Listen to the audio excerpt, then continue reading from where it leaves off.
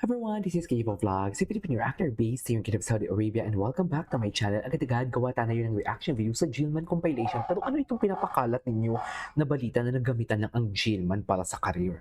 Anong sinasabi ng mga basher na ganyan? Hindi siguro, oy. Kung naggamitan sila, edi sana hindi na talaga nag-effort si Jillian na pumunta sa Bohol. Di ba, hinintay niya na lang talaga si Eman para doon sila magamitan if ever man nagagamitan sila. Sa taping na nila tinoto, tingnan mo nga, oh, napaka-private nila. Hindi nga natin nakita na nagdi-date sila for today's video. Pero nagdi-date sila at nakikita sila. Di ba? Kasi kung nagagamitan yan sila, dear, panay pa picture na yan sila, panay pa PDA na yan sila for today's video. Ganyan yung totoong gamitan sa showbiz. Palibhasa, hindi nyo talaga alam ang real score. Chares! Di ba? Kung ano-ano yung binabato ninyo kay Eman at Jill na naggamitan and everything. Kitang-kita naman natin na masaya naman talaga sila sa each other, sa feeling ng isa't isa.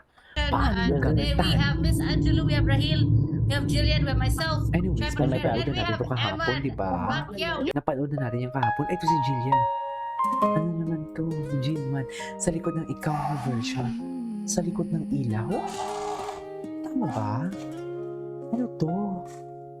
Panoorin natin to. New version? Sinong kumakanta?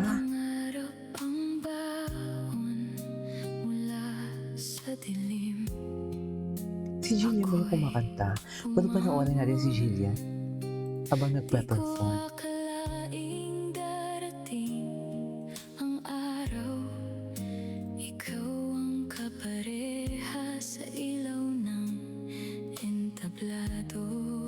Ay, bongga ang low note si Jillian. Ay, ay, I love the song, ah.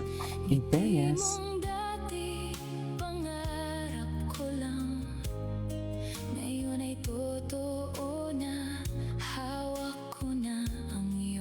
Akala ko naman hawak ko na ang beat. Chares! Akala ko, ma'am, hawak ko na ang beat for today's video. Sa totoo lang, yun talaga siya.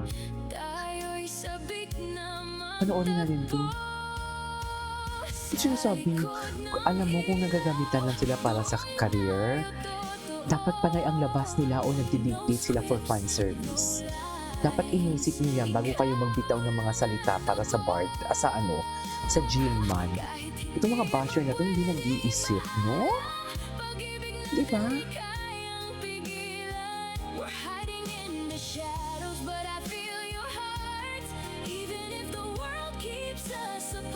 Diba?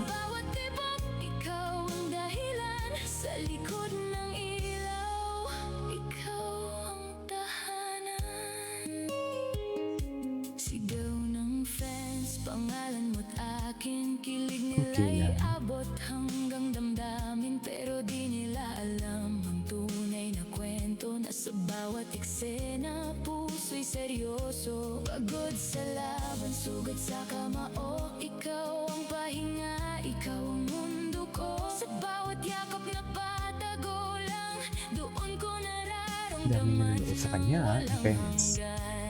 kahit bawal pa, pipilitin ang puso na mahalin ka, kahit tahimik lang. Sa Diba? likod ng ilaw, Ano ba itong kantang to? tayo Wait lang. Ay, hello. Oh, sa behind the scene talaga nagkakala. Di ba? Iba ang saya ni Jillian. Iba ang saya ni Jillian pag si Emma nang kasama. Kaya wag kayong ano. Ay, hello. Bago to, ah. I love it. Yes, I love it. Tama ba yun? I love it. O, loko. I see your face in every sunrise glow.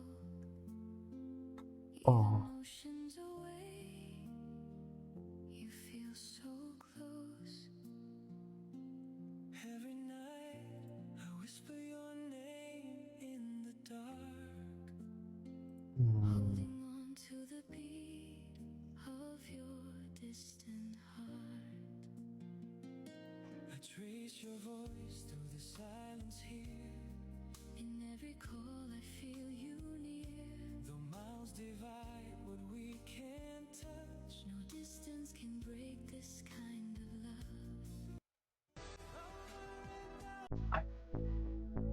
Yung ganito. Go without you.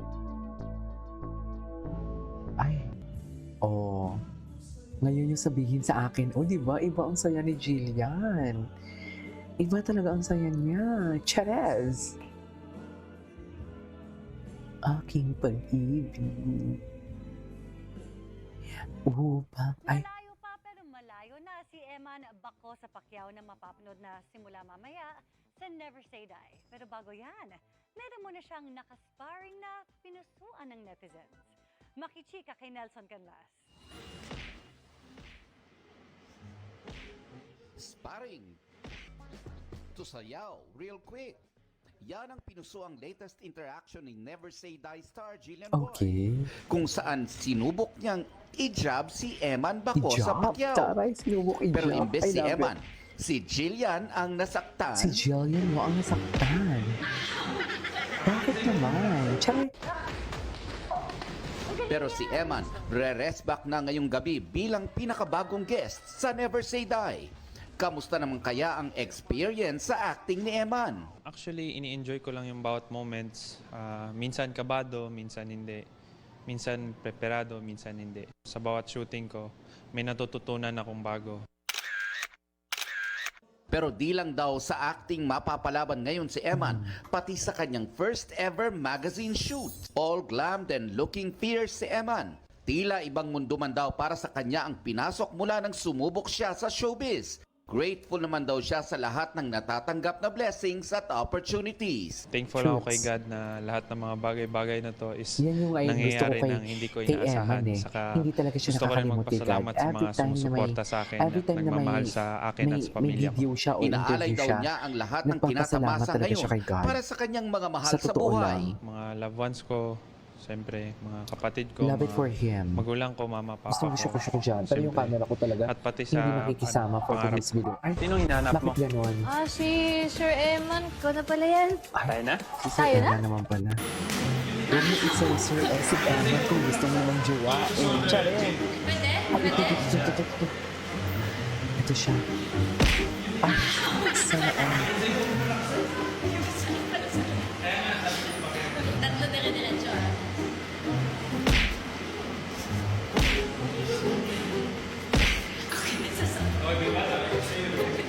Sayo na lang tayo.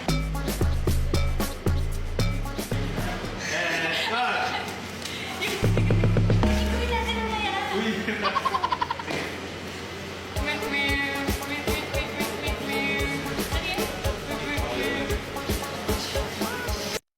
Okay. Anyway, so this is all for today's video from Jillman. This is Kivo Vlogs and see you on my next vlog. Bye!